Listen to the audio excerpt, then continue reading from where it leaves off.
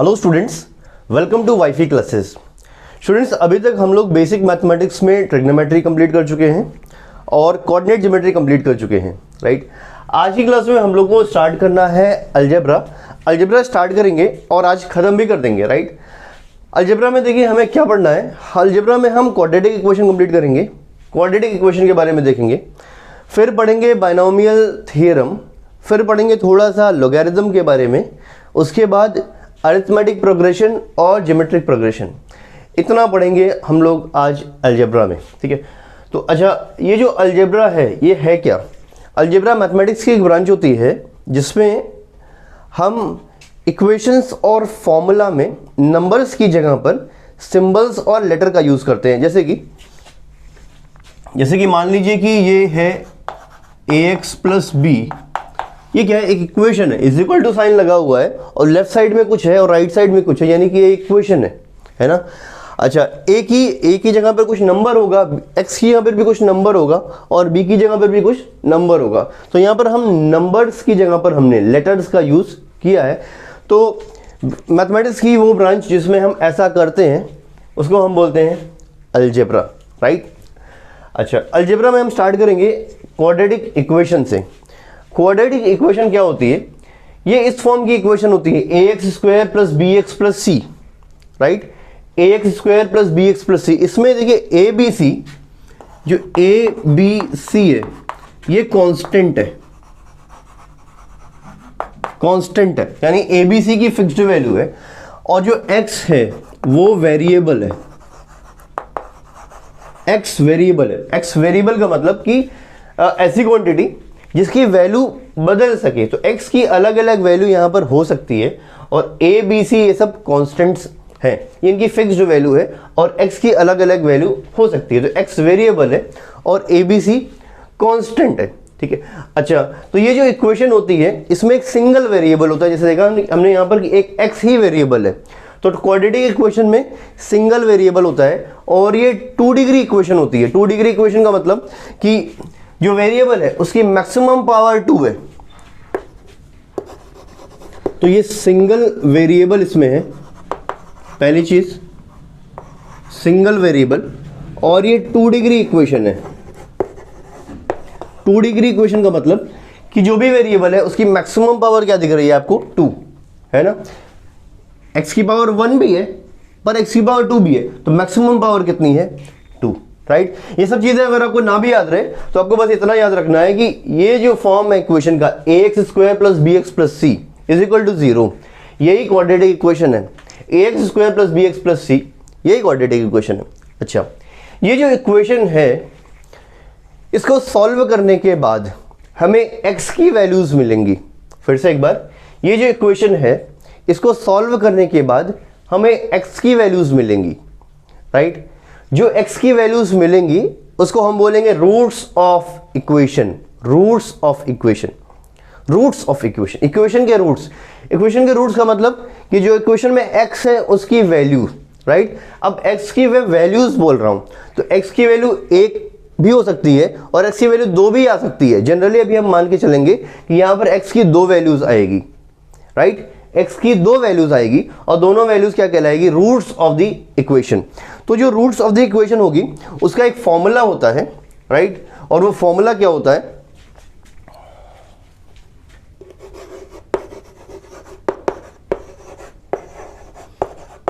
Roots of equation में जो x की वैल्यूज होगी उसका फॉर्मूला होगा x is equal to minus b plus minus under root b square minus 4ac upon 2a। ये जो इक्वेशन है ना इसमें abc की वैल्यू तो मालूम ही है, राइट।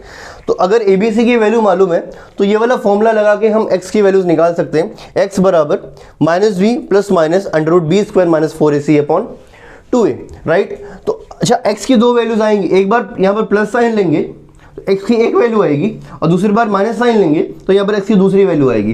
तो अगर मैं आपसे पूछना चाहूँ यहाँ पर कि x की 2 वैल्यूज हम कैसे लिखेंगे, तो x1 क्या लिखोगे? यहाँ पर x1 लिखोगे minus b plus b square minus 4ac upon 2a ये, और x2 बराबर लिख देंगे minus B square minus 4ac का अंडर रूट अपॉन 2a। बात क्लियर है? एक बार प्लस साइन लिया तो x1 आ गया और दूसरी बार माइनस साइन लिया तो x2 आ गया। तो यहां पर क्वाड्रेटिक इक्वेशन को सॉल्व करने के बाद x की दो वैल्यूज आई, इन्हीं दो वैल्यूज को हम बोलेंगे रूट्स ऑफ द इक्वेशन। अच्छा, ये जो इक्वेशन होती है, इस इक्वेशन को देखकर ही आप ये बता सकते हैं कि ये जो x की वैल्यूज आएंगी या जो इनको रूट आएगा वो कैसा होगा, उसका नेचर क्या होगा, राइट? वो हम कैसे बताएंगे? वो बताएंगे एक टर्म से जिसको बोलते हैं डिस्क्रिमिनेंट। यहां पर जो अंडर रूट के अंदर जो चीज आपको दिख रही है बी स्क्वायर माइनस 4ac, इसी को बोलते हैं डिस्क्रिमिनेंट। ठीक है, तो यहां पर बी स्क्वायर माइनस 4ac यही है डिस्क्रिमिनेंट। ठीक है, बी स्क्वायर माइनस 4ac, इस टर्म को हम बोलते हैं डिस्क्रिमिनेंट। अच्छा, इसकी वैल्यू हमें काफी कुछ बताती है। क्या बताती है? इसको मैं कैपिटल डी से लिख देता हूं, कैपिटल डी। अच्छा, डी अगर ग्रेटर देन 0 है, डी ग्रेटर देन 0 है, डी की वैल्यू 0 से ज्यादा आ गई, ठीक है, तो क्या होगा? ये दोनों रूट्स होंगे x1 x2 दोनों रियल होंगे और डिस्टिंक्ट होंगे। ठीक है, रूट्स रियल एंड डिस्टिंक्ट। अब रियल और डिस्टिंक्ट, रियल का मतलब देखो जितने भी नंबर्स अभी तक हम पढ़ते आ रहे हैं सब रियल है। 2, 4, -8, -10 जितने भी वैल्यूज अभी तक हम पढ़ते आ रहे हैं सब रियल वैल्यूज है, रियल वैल्यूज। तो उसी तरह की कुछ वैल्यूज होगी। अभी मैं थोड़ा सा आपको नॉन रियल के बारे में भी बताऊंगा कि क्या होता है। ठीक है, तो फिलहाल जो नंबर्स अभी तक हम पढ़ते आ रहे हैं, ठीक है, वो सब रियल नंबर्स हैं। तो वैसे ही कुछ वैल्यूज आएगी, जैसे x1 की वैल्यू आ गई लेट्स से कि 10, ठीक है, x2 की वैल्यू आ गई -8, ठीक है, तो इस तरह की वैल्यूज आ सकती है। तो ये दोनों वैल्यूज रियल वैल्यूज हैं। और डिस्टिंक्ट भी होगा। डिस्टिंक्ट का मतलब ये दोनों वैल्यूज अलग अलग, x1 कुछ और होगा, x2 कुछ और होगा। कब? जब कैपिटल D ग्रेटर देन 0 होगा, डिस्क्रिमिनेंट ग्रेटर देन 0 होगा, तो roots will be real and distinct. अच्छा, अगर D की वैल्यू 0 आ गई, ठीक है, तब क्या होगा? रूट्स रियल एंड इक्वल होगा। Roots will be real and equal. दोनों रूट्स x1 x2 दोनों रियल होंगे, बट दोनों की वैल्यू सेम होगी, x1 और x2 दोनों सेम होगा। अच्छा, अब अगर यहीं पर d की वैल्यू लेस देन 0 आ जाए, ठीक है, d की वैल्यू लेस देन 0 आ जाए, तब तो जो रूट्स होंगे ना वो नॉन रियल होंगे। इतना याद रखना है आपको, नॉन रियल होंगे। If the discriminant is less than 0 then the roots will be non real. Non real का मतलब इमेजिनरी।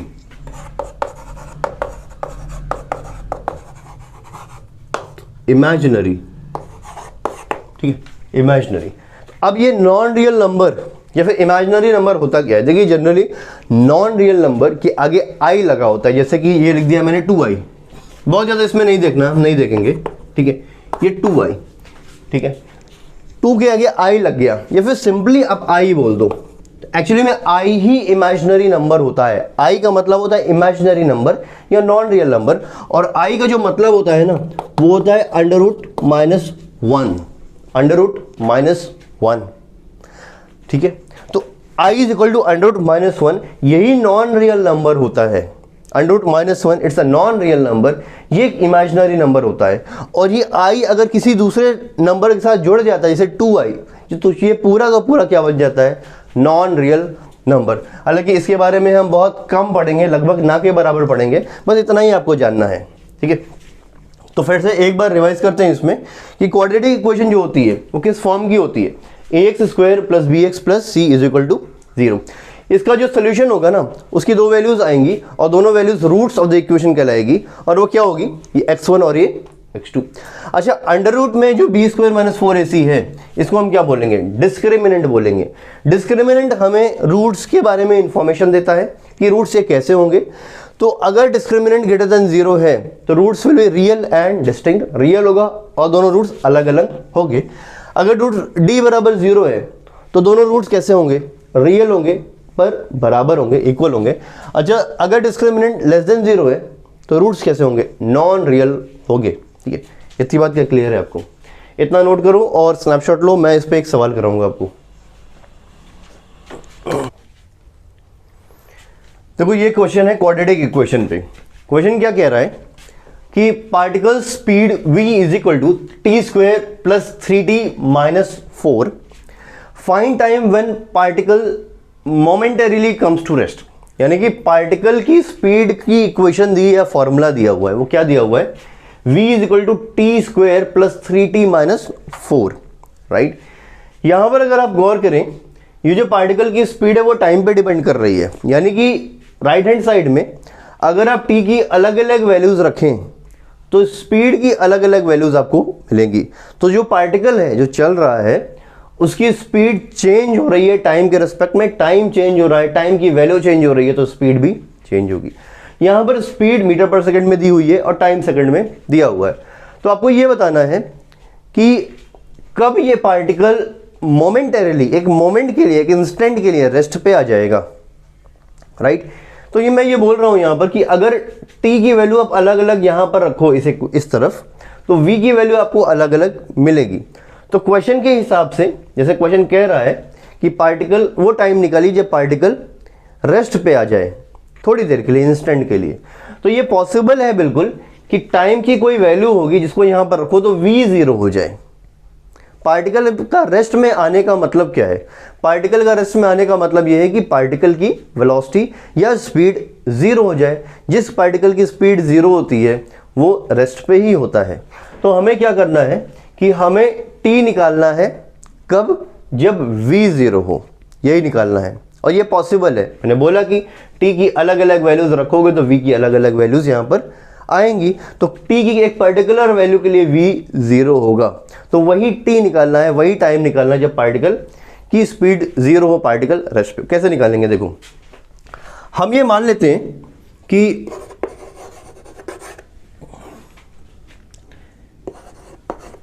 ये 3t square, sorry t square plus 3t minus 4 is equal to v है। तो v को हम 0 रख देते हैं। 0 क्यों रखा, क्योंकि पार्टिकल को हमें रेस्ट पे लाना है और उस इंस्टेंट पे, उस इंस्टेंट वाला टाइम निकालना है। ठीक है, तो हमने v को 0 कर दिया और ये बता रहा है कि जो टाइम है यहां पर, इस टाइम पे पार्टिकल रेस्ट पे है, राइट। तो t square plus 3t minus 4 is equal to 0, speed को 0 रख दिया। अब यहां से हमें t की वैल्यू निकाल लेनी है। पार्टिकल को रेस्ट पे कर दिया हमने, स्पीड को 0 कर दिया। अब जो यहां पर t है ये वही वाला टाइम है जब पार्टिकल रेस्ट पे है, जब पार्टिकल की स्पीड 0 है, तो t की वैल्यू निकाल लेनी है। अब ये देखिए क्या है, T square plus 3t minus 4, ये क्वाड्रेटिक इक्वेशन है कि नहीं है, ax square plus bx plus c का फॉर्म है ये। अब अगर ax square plus bx plus c से आप कंपेयर करो, यहां पर ax square plus bx plus c is equal to 0, इससे अगर आप कंपेयर करो तो a की वैल्यू क्या आएगी और b की वैल्यू क्या आएगी और c की वैल्यू क्या आएगी। देखिए कंपेयर करिए तो a की वैल्यू यहां पर हो गई 1 और b की वैल्यू हो गई 3 और c की वैल्यू हो गई -4, राइट। तो हमें t निकालना है, यानी हमें रूट्स ऑफ द इक्वेशन निकालना है। तो फॉर्मूला क्या होता है, फॉर्मूला ऐसा बन जाएगा, t is equal to minus b plus minus under root b square minus 4ac upon 2a। तो माइनस बी की जगह पर हम लिखेंगे -3 प्लस माइनस बी स्क्वायर का मतलब 3 स्क्वायर माइनस 4 और a और c है ना, B square minus 4ac upon 2a, 2 into 1। शायद इतनी बात समझ में आ रही है, ये वाला फॉर्मूला लगा दिया हमने। अच्छा, अब इसको बस सॉल्व करना है। ये -3 और ये प्लस माइनस, ये देखिए 3 स्क्वायर 9 हो जाएगा यहाँ पर, है ना, और ये माइनस माइनस प्लस हो जाएगा, 4 4 16 हो जाएगा ये इस तरह से, और ये 9 प्लस 16 ये आई थिंक 25 हो जाएगा, सीधा सीधा मैं लिख दे रहा हूँ 25। क्लियर है बात। अंदर सॉल्व करेंगे तो 25 आ जाएगा। अच्छा रूट 25 5 होता है ना, तो ये कुल मिला के आ जाएगा -3 ± 5 डिवाइडेड बाई 2, ठीक है। तो t की वैल्यू ये आ गई। अच्छा अभी t की फाइनल वैल्यू नहीं आई है। अब देखो इसमें दो साइन है प्लस माइनस, तो क्या करेंगे, एक बार प्लस साइन लेंगे और एक बार माइनस साइन लेंगे, तब हमें t की दो वैल्यूज मिलेंगी। तो पहली है t1 हो जाएगा -3 + 5/2। t1 निकालने के लिए हमने यहां पर प्लस साइन लिया, राइट। अब इसको बताइए क्या होगा, 5 - 3 बाई, ये आई थिंक 1 सेकेंड आ जाएगा, राइट। इसको सॉल्व करेंगे, 5 - 3 2 हो जाएगा, 2/2 1 हो गया। अच्छा t2 अगर निकालें दूसरा टाइम, -3 - 5/2, ठीक है, ये कितना आएगा, ये आएगा -2 सेकेंड, ठीक है। तो यहां पर हमने टाइम निकाल लिया, लेकिन टाइम की दो वैल्यूज आई, t1 और t2। तो t1 आया 1 सेकेंड और t2 आया -2 सेकेंड। हमें पता होता है कि टाइम भैया नेगेटिव तो नहीं हो सकता, क्या टाइम नेगेटिव होता है कभी, टाइम इज ऑलवेज पॉजिटिव। तो ये जो t2 है इसको हम नेग्लेक्ट कर देंगे, because time can not be negative. तो t2 की वैल्यू हमने नेगेटिव कर दी और हमारा जो आंसर होगा वो ये वाला होगा, टाइम 1 सेकेंड, ये आंसर होगा, ठीक है बात, ठीक है। तो इतना आपको, इस तरह के सवाल आपको क्वाड्रेटिक इक्वेशन में करना आना चाहिए और इसी तरह से क्वाड्रेटिक इक्वेशन को यूज करना है, ठीक है। स्नैपशॉट लो, फिर हम लोग अब पढ़ेंगे बाइनोमियल थ्योरम, ठीक है, ठीक है। अब देखो, अब हम पढ़ेंगे बाइनोमियल थ्योरम, ठीक है। बाइनोमियल थ्योरम पढ़ने से पहले हमें थोड़ा समझना पड़ेगा बाइनोमियल एक्सप्रेशन, ठीक है। तो ये जो एक्सप्रेशन है इसका मतलब क्या है, देखो एक्सप्रेशन का इंग्लिश में मतलब होता है कि हाव भाव, ठीक है, चेहरे का एक्सप्रेशन कैसा है, राइट। पर यहाँ पर कुछ और मतलब है एक्सप्रेशन का, और वो क्या है कि यहाँ पर मैथमेटिक्स में एक्सप्रेशन का मतलब होता है combination of terms, combination of terms. जैसे कि x एक टर्म है, y एक टर्म है, दोनों को कंबाइन कर दिया, जो ये बन गया एक्सप्रेशन। a टर्म है, b टर्म है, कंबाइन करके एक्सप्रेशन बन गया। 2x एक टर्म है, -3y एक टर्म है, कंबाइन कर दिया तो एक्सप्रेशन बन गया। x एक टर्म है, 1/z दूसरा टर्म है, कंबाइन कर दिया तो एक्सप्रेशन बन गया। अच्छा, जितने भी एक्सप्रेशन यहां पर है, ये वाला, ये वाला, ये वाला और ये वाला, ठीक है, सब में सिर्फ दो टर्म्स हैं। यहां पर हमने सिर्फ हर एक्सप्रेशन में दो ही टर्म लिया है, तो ऐसा एक्सप्रेशन कहलाएगा बाइनोमियल एक्सप्रेशन, ठीक है। ऐसा एक्सप्रेशन जिसमें सिर्फ दो ही टर्म होते हैं वो कहलाता है बाइनोमियल एक्सप्रेशन। अच्छा, ये जो बाइनोमियल एक्सप्रेशन है x + y a + b raised to power 4 2x - 3y raised to power -1 और x + 1/z, ठीक है, इनको सॉल्व करने के लिए एक थ्योरम है जिसको बोलते हैं बाइनोमियल थ्योरम। ये थ्योरम एक्चुअली में करती क्या है, ये जो बाइनोमियल एक्सप्रेशन है इसका एक्सपैंडेड फॉर्मूला बता देती है। कैसे, जैसे कि जनरली इन सब की जगह पर, जनरली मैंने क्या लिख दिया, a + b raised to power n। a की जगह पर कुछ हो सकता है, b की जगह पर कुछ हो सकता है, n की जगह पर भी कुछ हो सकता है। n पॉजिटिव नेगेटिव हो सकता है, a पॉजिटिव नेगेटिव हो सकता है, b पॉजिटिव नेगेटिव हो सकता है, राइट। यानी जो कुछ भी आपने ऊपर लिखा है बाइनोमियल एक्सप्रेशन में, उन सबको combinedly a + b raised to power n लिख सकते हैं। बाइनोमियल थ्योरम हमें a + b raised to power n का एक्सपेंशन बताता है कि इसका एक्सपेंशन क्या होगा। भैया आप इसको a + b raised to power n को सॉल्व कैसे करोगे, ठीक है। तो हम कैसे सॉल्व करेंगे, ये हो जाएगा a raised to power n plus n into a raised to power n - 1 b raised to power 1 plus n into n - 1 upon 2 factorial into a n - 2 b square plus and so on, ठीक है। इस तरह से ये होगा। अच्छा, देखो अभी आप इसको देख लीजिए ये कैसे बना हुआ है, ठीक है।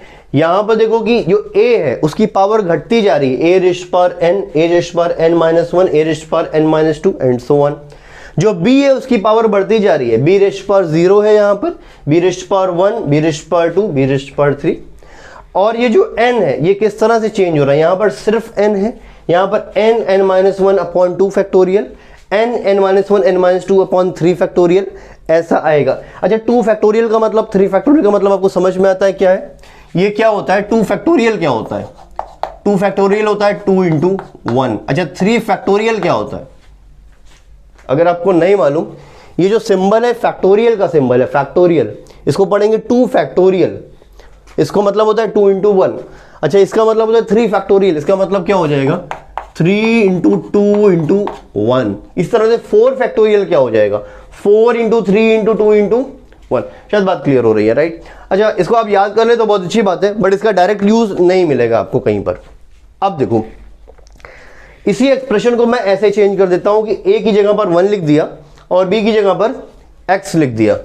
तो अगर a की जगह पर 1 लिखा और b की जगह पर x, तो ये बन जाएगा 1 plus n x plus n into n minus 1 upon 2 factorial x square plus n into n minus 1 n minus 2 upon 3 factorial into x cube, ऐसे बन जाएगा ये। इसी चीज को हम इसमें कन्वर्ट कर देंगे, ठीक है। अब इसका भी आपको डायरेक्ट यूज नहीं मिलेगा, इसलिए मैं बहुत ज्यादा फोकस नहीं कर रहा हूं आपको याद करने के लिए। जो चीज याद करनी है वो अब बताई जा रही है आपको, ठीक है। अब देखो क्या है बाइनोमियल अप्रोक्सीमेशन, ये इंपॉर्टेंट है क्योंकि इसका हम यूज करेंगे सवाल में। बाइनोमियल अप्रोक्सीमेशन, ये बाइनोमियल अप्रोक्सीमेशन है क्या? ये जो बाइनोमियल थ्योरम है 1 plus x raised power n, इसका इतना बड़ा सा एक्सपेंशन है, बहुत ढेर सारे टर्म्स है, इन्फिनिट टर्म्स है इसमें, ठीक है। इसमें अगर x की वैल्यू 1 से छोटी हो काफी ज्यादा, if x is very small compare to 1, x की वैल्यू अगर 1 के कंपैरिजन में बहुत छोटी हो, तब हम क्या करेंगे, higher powers of x is neglected. Higher powers कौन से, ये एक्स स्क्वायर वाले टर्म या एक्स क्यूब वाला टर्म या एक्स रेज़्ड पावर 4 वाला टर्म, इसको हम नेग्लेक्ट कर देंगे। क्यों? क्योंकि देखो x छोटा है, यहां पर x 1 से छोटा है। x की वैल्यू आप मान लो कि 1/4, 1/4 अगर x की वैल्यू है तो ये 1 से छोटी है। अच्छा अब बताओ अगर यहां पर x की वैल्यू 1/4 है तो 1/4 का स्क्वायर करोगे तो ये 1/16 बन जाएगा, ये और छोटा हो गया। 1/4 का क्यूब कर दोगे तो ये वो और छोटा हो जाएगा, राइट। तो जितने भी हायर पावर वाले टर्म है उनकी वैल्यू बहुत छोटी हो जाएगी। तो एक्स स्क्वायर बहुत छोटा है तो ये पूरा टर्म बहुत छोटा हो जाएगा, एक्स क्यूब बहुत छोटा है तो पूरा टर्म बहुत छोटा हो जाएगा। तो इतने छोटे छोटे टर्म्स को कंसिडर करना और ना कंसिडर करना बात बराबर है। तो हम क्या करेंगे, अगर x की वैल्यू बहुत छोटी है 1 के कंपैरिजन में, तो यहां से सारी चीजें इग्नोर कर देंगे। ये एक्स स्क्वायर वाला टर्म, एक्स क्यूब वाला टर्म, एक्स रेज़्ड पावर 4 वाला टर्म, इन सबको हटा देंगे, इग्नोर कर देंगे। क्यों? क्योंकि इनकी वैल्यूज बहुत छोटी आएगी, स्मॉल आएगी। इन छोटी वैल्यूज को कंसिडर करना, जोड़ना ना जोड़ना बात बराबर है, बहुत ही हल्का सा डिफरेंस आएगा। तो बचेगा क्या, 1 प्लस एन एक्स सिर्फ बचेगा। तो इसीलिए 1 plus x raised power n को हम क्या लिखेंगे, 1 प्लस एन एक्स, ठीक है। क्योंकि हमने बाकी चीजें क्या कर दी, इग्नोर कर दी। और यही चीज आपको याद रखनी है, ये आपको याद रखना है। 1 plus x raised power n is equal to 1 plus n x होता है, यानी कि जो भी पावर होगी वो x में आके मल्टीप्लाई हो जाएगी, ठीक है। ये फाइनली याद रखना है आपको, ये चीजें याद रहे बहुत अच्छी बात है, लेकिन ये आपको तो बिल्कुल नहीं भूलना। क्या नहीं भूलना है, 1 plus x raised power n is equal to 1 plus n x. जो भी पावर होगी वो x के साथ मल्टीप्लाई हो जाएगी, बस। ये कब होगा, जब x की वैल्यू 1 से काफी ज्यादा छोटी होगी, ठीक है। अब इसी को देखो कैसे सवाल आएगा, कैसे आपको इसको अप्लाई करना है। जैसे कि मान लीजिए दिया हुआ है 1 प्लस 0.03 ऐसा दिया हुआ है रेज़्ड पावर 4।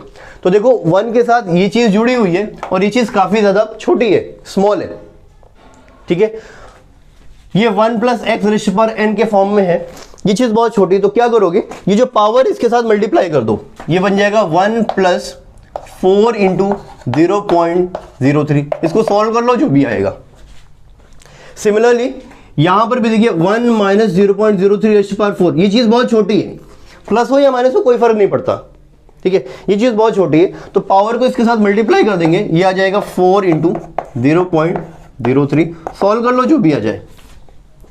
सिमिलरली यहां पर वही होगा, यहां पर पावर -4 है तो पूरी -4 पावर यहां पर मल्टीप्लाई होगी। कैसे, 1 माइनस ऐसे, ये माइनस तो एज इट इज रहेगा और ये -4 यहां पर आके मल्टीप्लाई हो जाएगा इस तरह से, और ये ऑब्वियसली माइनस माइनस प्लस हो जाएगा। तो सॉल्व करोगे तो ये 1 प्लस 0.03 इस तरह से आ जाएगा, ये 1.0, तो जो भी आ रहा है, खैर नो, ये 4 इसको सॉल्व कर लीजिएगा तो ये 1 + 4 × 0.03 आएगा। इसको सॉल्व करने पे देख लो क्या आ रहा है, राइट, जो भी आएगा। पर करना हमें ऐसा है, जो भी पावर होगी वो x के साथ ऐसे मल्टीप्लाई हो जाएगी।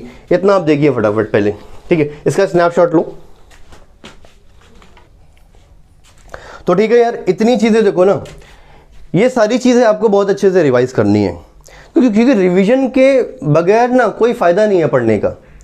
जो भी आपने पढ़ा है अगर उसको रिवाइज नहीं किया तो ये सारी चीजें एक हफ्ते में ना ऐसे साफ हो जाएंगी कि पता ही नहीं चलेगा कभी ये पढ़ा था, राइट। तो रिवीजन इज वेरी इंपॉर्टेंट। अच्छा, रिवीजन का ना अपना एक तरीका भी होता है, राइट। वो तरीका स्मार्ट तरीका होता है। वो तरीका क्या होता है कि जैसे ही आपने कोई क्लास किया, कोई क्लास कंप्लीट किया, राइट, तो उस क्लास को तुरंत रिवाइज कर लो, तुरंत रिवाइज कर लो, क्योंकि क्लास और रिवीजन के बीच में जितना ज़्यादा गैप रखोगे ना तो बाहर की बातें, बाहर के इवेंट्स आपके दिमाग में छपते जाएंगे और जो भी क्लास में आपने पढ़ा है वो धुंधला पड़ता जाएगा, राइट। तो वो पूरा अच्छे से रिवीजन नहीं हो पाएगा। तो तुरंत के तुरंत आपको रिवाइज करना है। ऐसा करने में होगा क्या कि जैसे मान लीजिए कि आपने 1 घंटे की क्लास की है, तो 1 घंटे की क्लास अगर आप तुरंत रिवाइज कर लेते हो हार्डली 5 से 10 मिनट लगेगा और पूरा बहुत अच्छे से रिवाइज हो जाएगा। बिल्कुल जो कुछ भी आपने पढ़ा है उस पर मोहर लग जाएगी, फिनिशिंग हो जाएगी, फिर आप उसको हटा नहीं सकते, राइट। तो इस तरह से तुरंत रिवीजन करना है आपको। ऐसा करने में आपका टाइम बचेगा और ज़्यादा तैयारी होगी, राइट। तो आज के टाइम में ना सिर्फ हार्डवर्क ही सब कुछ नहीं है। हार्डवर्क तो गधा भी करता है, रिक्शे वाला भी करता है, पर क्या होता है, हार्डवर्क के साथ साथ स्मार्ट वर्क बहुत ज़्यादा ज़रूरी है। हार्डवर्क को स्मार्ट वर्क के साथ कंबाइन करना पड़ेगा, तभी आपकी कम समय में ज़्यादा तैयारी होगी और तब बहुत जल्दी सिलेक्शन होगा। समझ पा रहे हैं आप? तो इस सबको, सारी चीज़ों को अच्छे से करना है, राइट। अच्छा, अभी इस क्लास में मैं अभी इतना ही रोक रहा हूँ, बाइनोमियल तक। अभी बचता है लॉगरिथम और अरिथमेटिक प्रोग्रेशन और ज्योमेट्रिक प्रोग्रेशन, उसको मैं अगली क्लास में कंप्लीट करूंगा, राइट। फिर उसके आगे हम बढ़ेंगे, राइट। तो इतना आप अच्छे से करिए, रिवाइज करिए। हम लोग मिलेंगे अगली क्लास में। Till then, good bye.